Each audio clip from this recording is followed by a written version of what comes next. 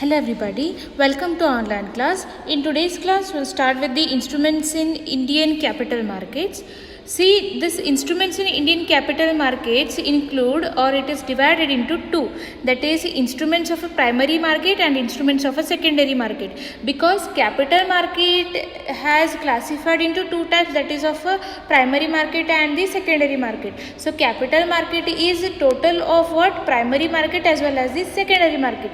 So if in exam, if they ask to write down the instruments for the Indian capital market, then you have to write the instruments of the primary market as well as the instruments of the secondary market.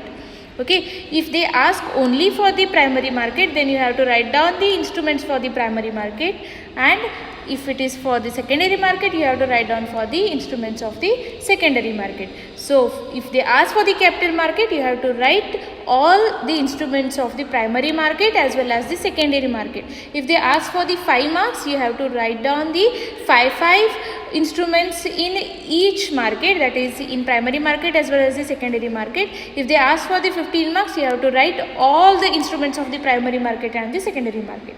Okay, let's begin with the instruments in the primary market. Okay, the first instrument is equity shares or the ordinary shares. See, equity shares are the ownership securities representing what? Risk capital. When issued to the investors by the borrowers, they get what? The ownership claim to the assets of borrowers. Okay, next comes is preference shares. Okay, preference shares are having the characteristics of equity shares and the debentures. They combine the ownership features of equity shares with creditorship quality of the debentures. So the preference shareholders have priority rights over equity shareholders in respect of fixed dividend and return of capital. Okay, now this preference share has different types. The first one is cumulative participating preference shares. These shares enjoy certain rights of equity shareholders as well as cumulative convertible preference shares can be converted into equity shares. Traditionally, equity shares and preference shares are issued by the companies as ownership capital and debentures and bonds are the debt capital. Recently, new instruments are introduced. Okay. That one is the third instruments in the primary market, that is new securities. Okay, this new securities includes, the first one is secured premium notes with detachable warrants. It means secured premium notes are issued along with detachable warrants. The warrants attached to it ensure the holder the right to apply and get equity shares after a notified period, provided the secured premium notes is fully paid up. The secured premium notes is issued at a nominal value and does not carry any interest. So the SPN, that is secured premium notes, is redeemed by repayment in several installments at a premium over the face value. The premium amount is distributed equally over the period of maturity of the instrument. So there is a lock-in period for SPN during which no interest will be paid for the invested amount. The instrument is secured by a mortgage of all immovable properties of the company. Okay. Next comes is equity shares with detachable warrants. See, in this instrument, along with fully paid up equity shares, detachable warrants are issued which entitles the warrant holders to apply for specified number of shares at a determined price. See, the detachable warrants are registered separately with the stock exchange and traded separately. Okay. Next comes is preference shares with warrants. See, this instrument shall carry a certain number of warrants entitling the holder to apply for equity shares. Warrants are what? To apply for the equity shares. Okay, so preference shares with the warrants is what? Preference shares, he can apply for the preference shares and some of the preference shares can be converted into the equity shares at premium at any time in one or more stages between the 3rd and 5th year from the date of allotment. Okay, next comes is non-convertible debentures with detachable equity warrants. See, the holder of the instrument is given an option to buy a specified number of shares from the company at a predetermined price with a definite time frame. So there is a specific lock-in period after which the holder can exercise his option to apply for equity shares. Okay, next comes is fully convertible cumulative preference shares. See, this instrument has two parts. One is A, another one is B. See, part A is convertible into equity shares automatically on the date of allotment without application by the allottee. Okay, part B will be redeemed at par or converted into equity after a lock-in period at the option of the investors.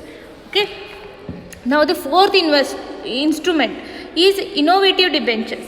See, innovative debentures are those which offer novel and attractive options to the investors in order to attract their funds.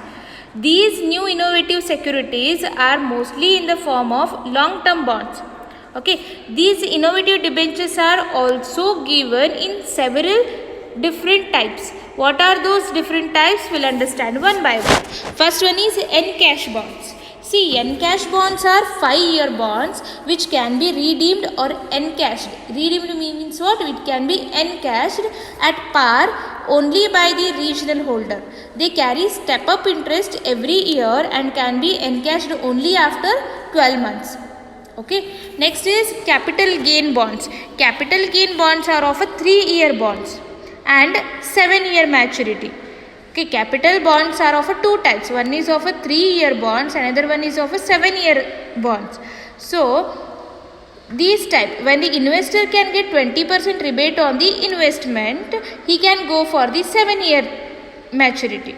Okay, next comes is indexed bonds. Indexed bonds are those on which payment of interest is linked to the price index, that is Bombay Stock Exchange Sensex.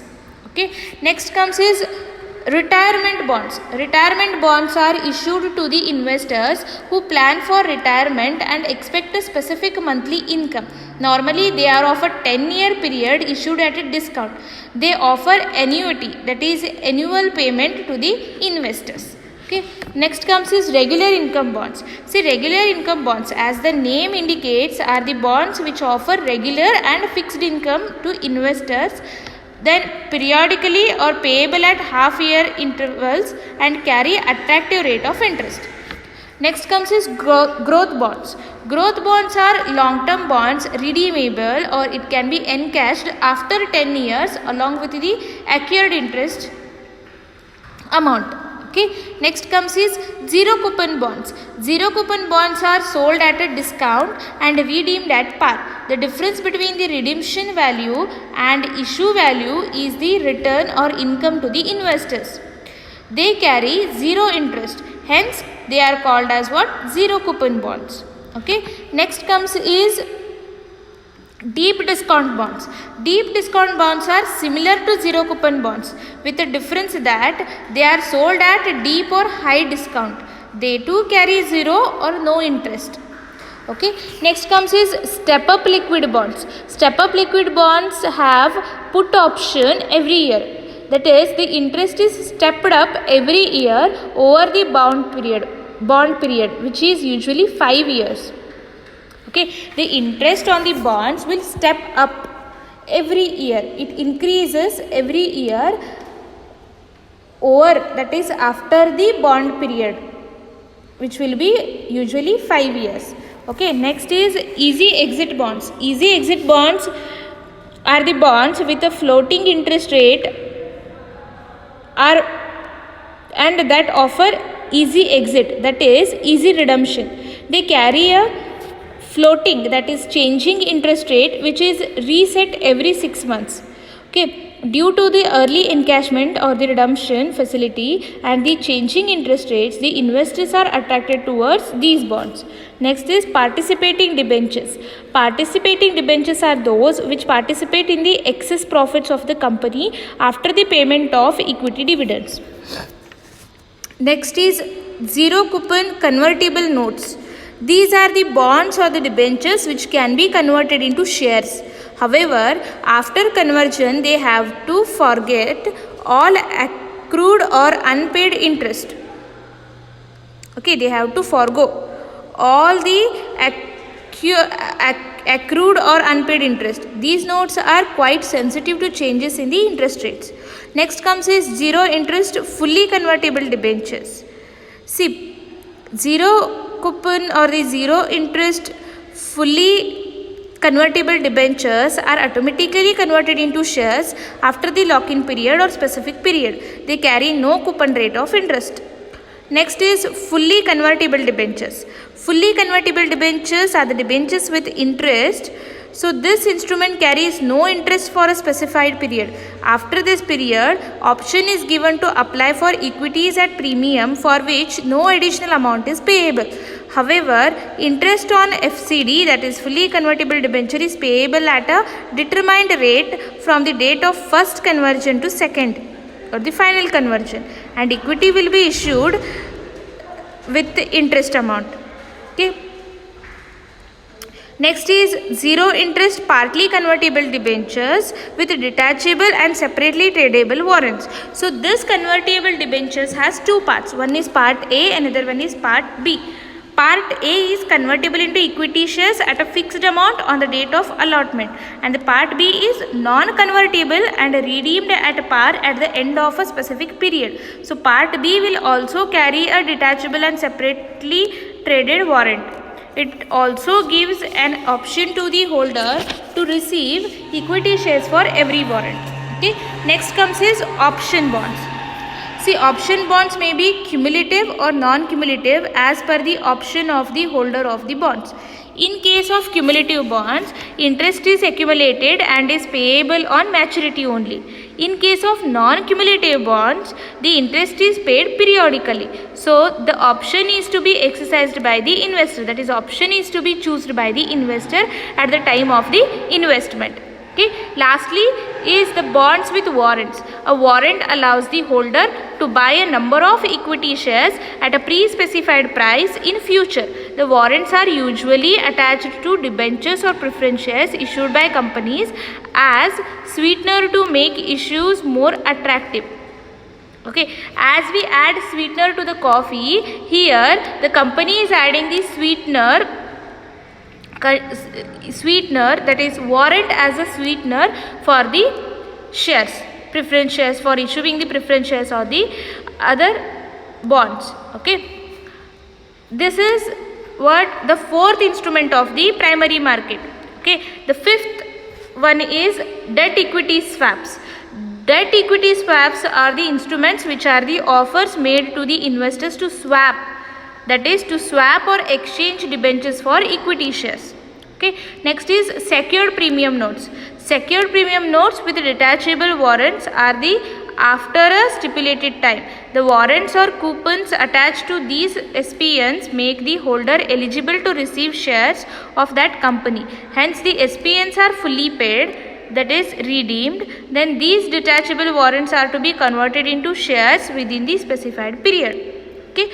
Next is warrants. Warrants are also known as sweeteners, as I told you. As we add sweeteners to the coffee or tea, here the company is adding the warrants as a sweeteners to the securities. Okay, and these are the securities or the coupons which entitle the holders to purchase a specified number of shares, financial securities, which are redeemable after a lock-in period. That is, debentures at a stated price before a stated period. Okay. Next comes is repo right.